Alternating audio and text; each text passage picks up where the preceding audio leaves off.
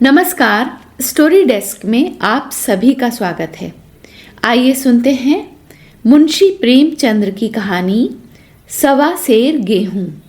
किसी गांव में शंकर नाम का एक कुर्मी किसान रहता था। सीधा साधा गरीब आदमी था। अपने काम से काम, ना किसी के लेन में और ना किसी के देन में।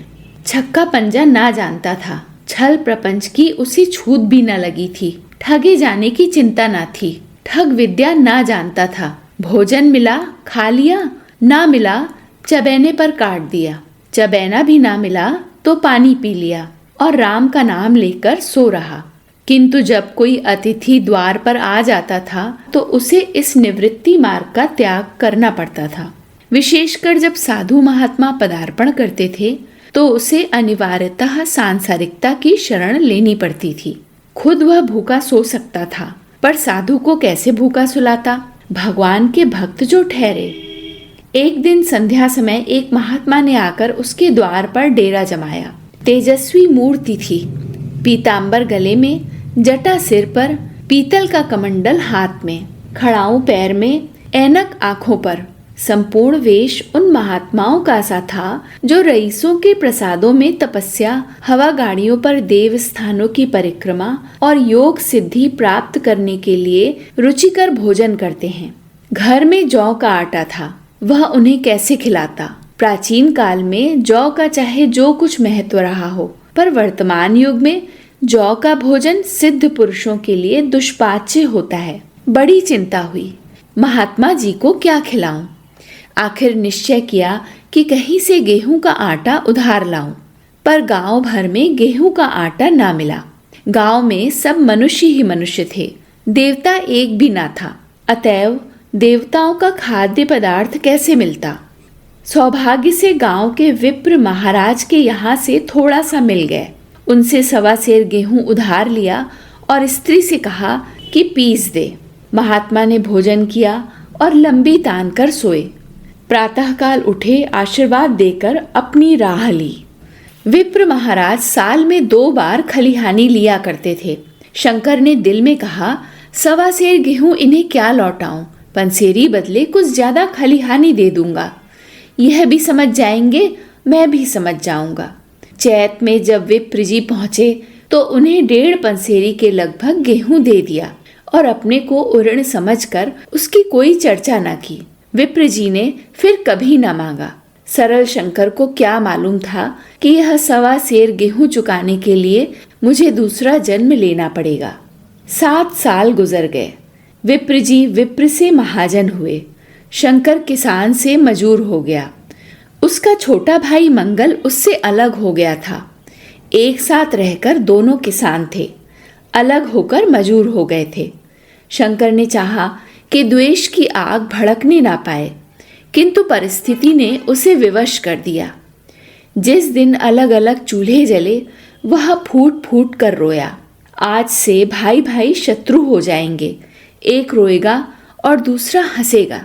एक के घर मातम होगा तो दूसरे के घर गुलगुले पकेंगे। प्रेम का बंधन, खून का बंधन, दूध का बंधन आज टूटा जाता है। उसने भगीरथ परिश्रम से कुल मर्यादा का वृक्ष लगाया था। उसे अपने रक्त से सींचा था। उसको जड़ से उखड़ता देखकर उसके हृदय के टुकड़े हुए जाते थे। 7 दिनों तक उसने दाने की सूरत न देखी। दिन भर जेठ की धूप में काम करता और रात को मुंह लपेट कर सो जाता।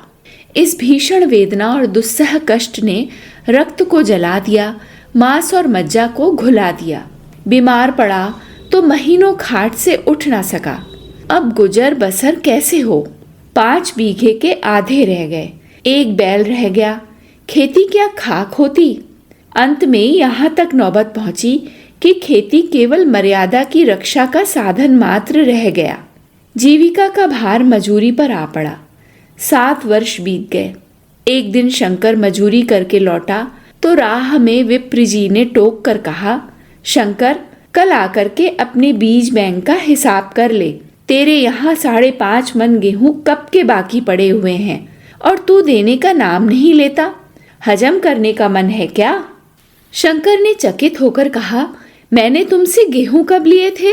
जो 5.5 मन हो गए। तुम भूलते हो मेरे यहाँ किसी का छटाक भर न अनाज है न पैसा उधार। विप्र, इसी नियत का तो यह फल भोग रहे हो कि खाने को नहीं जुड़ता है। यह कहकर विप्र जी ने उस 1.25 सेर गेहूं का जिक्र किया जो आज से 7 वर्ष पहले शंकर को दिए थे। शंकर सुनकर अवाक रह गया। ईश्वर, मैंने इन्हें कितनी बार खलिहानी दी, इन्होंने मेरा कौन सा काम किया। जब पोथी पत्र देखने साइत सगुन विचारने द्वार पर आते थे, कुछ न कुछ दक्षिणा ले ही जाते थे। इतना स्वार्थ! 1.25 सेर अनाज को अंडे की भांति सेकर आज यह पिशाच खड़ा कर दिया जो मुझे निगल जाएगा।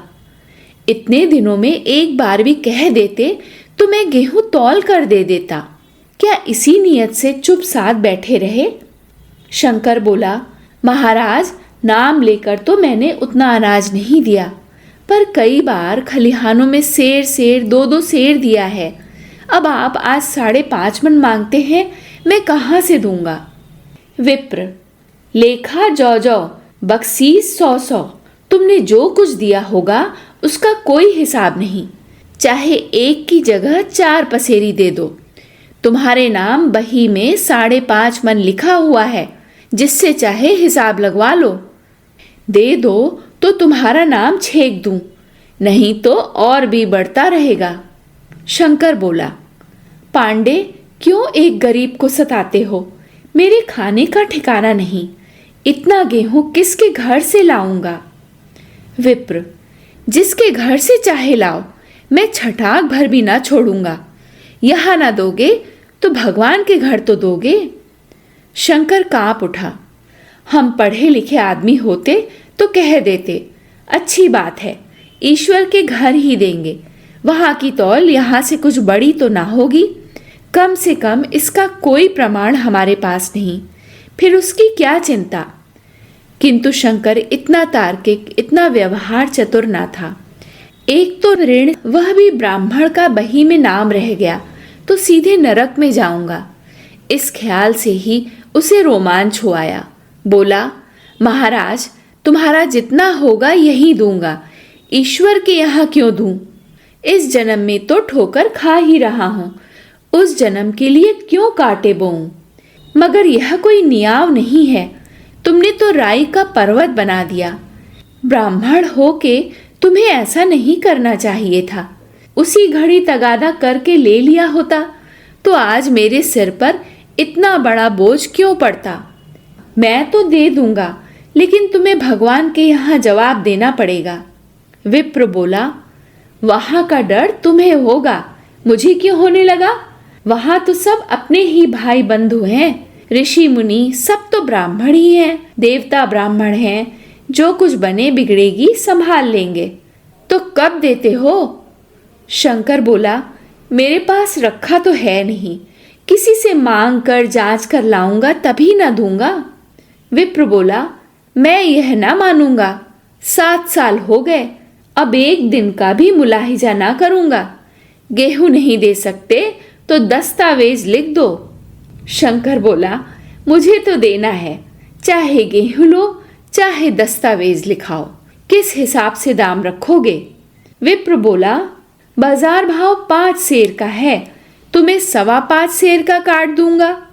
शंकर बोला, जब दे ही रहा हूं तो बाजार भाव काटूंगा, पाव भर छुड़ाकर क्यों दोषी बनूं? हिसाब लगाया तो गेहूं के दाम 60 हुए। 60 का दस्तावेज लिखा गया 3 सैकड़े सूद। साल भर में ना देने पर सूद की दर 2.5 रुपए सैकड़े। 8 आने का स्टाम्प, 4 आने दस्तावेज की तहरीर शंकर को ऊपर से देनी पड़ी। गांव भर ने विप्र जी की निंदा की, लेकिन मुंह पर नहीं। महाजन से सभी का काम पड़ता है, उसके मुंह कौन आए। शंकर ने साल भर तक कठिन तपस्या की। मियाद के पहले रुपए अदा करने का उसने व्रत सा कर लिया। दोपहर को पहले भी चूल्हा ना जलता था, चबैने पर बसर होती थी, अब वह भी बंद हुआ। केवल लड़के के लिए रात को रोटियां रख दी जाती थीं।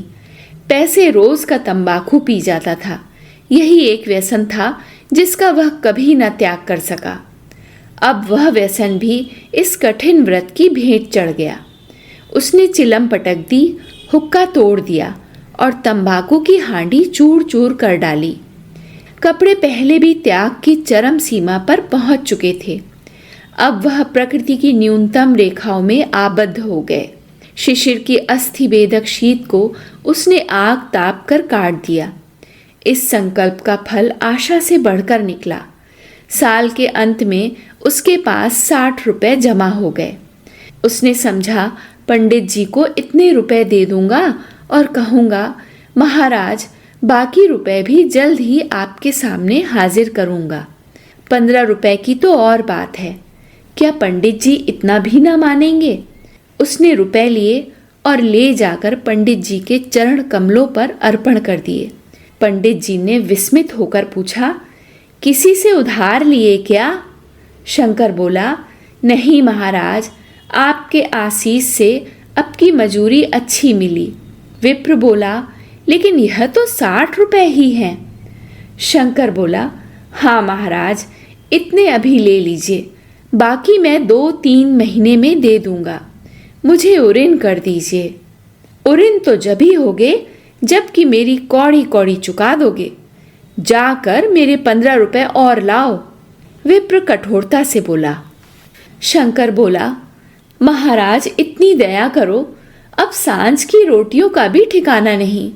गांव में हूं तो कभी न कभी दे ही दूंगा। विप्र बोला, मैं यह रोग नहीं पालता, ना बहुत बातें करना जानता हूं। अगर मेरे पूरे रुपए ना मिलेंगे तो आज से 3 रुपए सैकड़े का ब्याज लगेगा। अपने रुपए चाहे अपने घर में रखो, चाहे मेरे यहाँ छोड़ जाओ। अच्छा, जितना लाया हूं उतना रख लीजिए, मैं जाता हूं कहीं से 15 रुपए और लाने की फिक्र करता हूं। शंकर बोला। शंकर ने सारा गांव छान मारा, मगर किसी ने रुपए ना दिए। इसलिए नहीं कि उसका विश्वास ना था या किसी के पास रुपए ना थे, बल्कि इसलिए कि पंडित जी के शिकार को छेड़ने की किसी की हिम्मत ना थी। क्रिया के पश्चात प्रतिक्रिया नैसर्गिक नियम है। शंकर साल भर तक तपस्या करने पर भी जब ऋण से मुक्त होने में सफल ना हो सका तो उसका संयम निराशा के रूप में परिणित हो गया।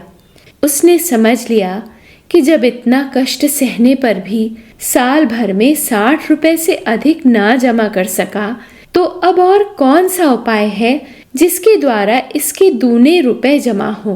जब सिर पर ऋण का बोझ ही लादना है तो क्या मन भर का और क्या सवा मन का।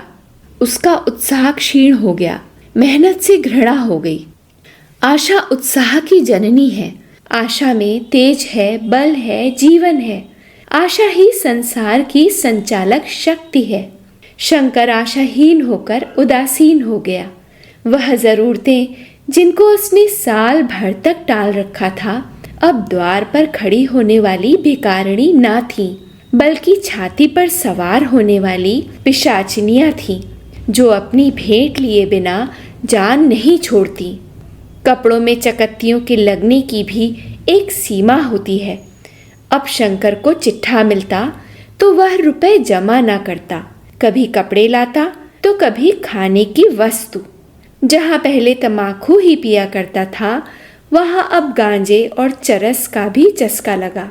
उसे अब रुपए अदा करने की कोई चिंता ना थी, मानो उसके ऊपर किसी का एक पैसा भी नहीं आता। पहले जूड़ी चढ़ी होती थी, पर वह काम करने अवश्य जाता था। अब काम पर ना जाने के लिए बहाना खोजा करता। इस भांति 3 वर्ष निकल गए। विप्र जी महाराज ने एक बार भी तकाजा ना किया। वह चतुर शिकारी की भांति अचूक निशाना लगाना चाहते थे। पहले से शिकार को चौंकाना उनकी नीति के विरुद्ध था। एक दिन पंडित जी ने शंकर को बुलाकर हिसाब दिखाया। 60 रुपए जो जमा थे वह मिन्हा करने पर अब भी शंकर के जिम्मे 120 रुपए निकले। शंकर बोला, इतने रुपए तो उसी जन्म में दूंगा, इस जन्म में नहीं हो सकते। मैं इसी जन्म में लूंगा, मूल ना सही सूद तो देना ही पड़ेगा। विप्र बोला। शंकर बोला, एक बैल है वह ले लीजिए और मेरे पास रखा क्या है? मुझे बैल बधिया लेकर क्या करना है? मुझे देने को तुम्हारे पास बहुत कुछ है। शंकर ने कहा, और क्या है महाराज? कुछ है, तुम तो हो। आखिर तुम भी कहीं मजूरी करने जाते ही हो। मुझे भी खेती के लिए मजूर रखना ही पड़ता है। सूद में तुम हमारे यहाँ काम किया करो। जब सुबीता हो मूल को दे देना। सच तो यो है कि अब तुम किसी दूसरी जगह काम करने नहीं जा सकते जब तक तुम मेरे रुपए नहीं चुका दो। तुम्हारे पास कोई जायदाद तो है नहीं। इतनी बड़ी गठरी मैं किस एतबार पर छोड़ दूं? कौन इसका जिम्मा लेगा कि तुम मुझे महीने महीने सूद देते जाओगे? और कहीं कमा कर जब तुम मुझे सूद भी नहीं दे सकते तो मूल की कौन कहे? महाराज, सूद में तो काम करूंगा, फिर खाऊंगा क्या? शंकर बोला। तुम्हारी घर वाली है, लड़के हैं, क्या वे हाथ पांव कटा के बैठेंगे? रहा मैं तुम्हें आधा सेर जौ रोज कलेवा के लिए दे दिया करूंगा। ओढ़ने को साल में एक कंबल पा जाओगे, एक मिर्जई भी बनवा दिया करूंगा। और क्या चाहिए? यह सच है कि और लोग तुम्हें 6 आने देते हैं, लेकिन मुझे ऐसी गरज नहीं है। मैं तो तुम्हें रुपए भरने के लिए रखता हूं। विप्र बोले। शंकर ने कुछ देर तक गहरी चिंता में पड़े रहने के बाद कहा, महाराज, यह तो जन्म भर की गुलामी हुई। गुलामी समझो चाहे मजूरी समझो, मैं अपने रुपए भराए बिना तुमको कभी न छोड़ूंगा। तुम भागोगे तो तुम्हारा लड़का भरेगा। हाँ, जब कोई ना रहेगा तब की बात दूसरी है। विप्र बोला। इस निर्णय की कहीं अपील ना थी। मजूर की जमानत कौन करता? कहीं शरण ना थी। भागकर कहाँ जाता? दूसरे दिन से उसने विप्र जी के यहाँ काम करना शुरू कर दिया। 1.25 सेर गेहूं की बदौलत उम्र भर के लिए गुलामी की बेड़ी पैरों में डालनी पड़ी। उस अभागे को अब अगर किसी विचार से संतोष होता था तो यह था कि यह मेरे पूर्व जन्म का संस्कार है। स्त्री को वे काम करने पड़ते थे जो उसने कभी न किए थे। बच्चे दानों को तरसते थे, लेकिन शंकर चुपचाप देखने के सिवा और कुछ न कर सकता था। वह गेहूं के दाने किसी देवता के शाप की भांति पूरे जीवन उसके सिर से ना उतरे। शंकर ने विप्र जी के यहाँ 20 वर्ष तक गुलामी करने के बाद इस दुस्संसार से प्रस्थान किया। 120 रुपए अभी तक उसके सिर पर सवार थे। पंडित जी ने उस गरीब को ईश्वर के दरबार में कष्ट देना उचित ना समझा। इतने अन्यायी, इतने निर्दयी ना थे। उसके जवान बेटे की गर्दन पकड़ी। आज तक वह विप्र जी के यहाँ काम करता है। उसका उद्धार कब होगा? होगा भी या नहीं, ईश्वर ही जाने। दोस्तों, अभी आप सुन रहे थे मुंशी प्रेमचंद्र की कहानी 1.25 सेर गेहूं। आप सबको यह कहानी कैसी लगी? कमेंट बॉक्स में अपनी प्रतिक्रिया अवश्य दीजिएगा। और यदि आपने अभी तक चैनल को सब्सक्राइब नहीं किया है तो मेरा आपसे अनुरोध है कि कृपया इस चैनल को सब्सक्राइब कर लें और बगल में लगे बेल आइकन को अवश्य दबाएं ताकि नई नई कहानियाँ आप तक सबसे पहले पहुँचे। फिर मिलते हैं एक नई कहानी के साथ। धन्यवाद। आपका दिन शुभ हो।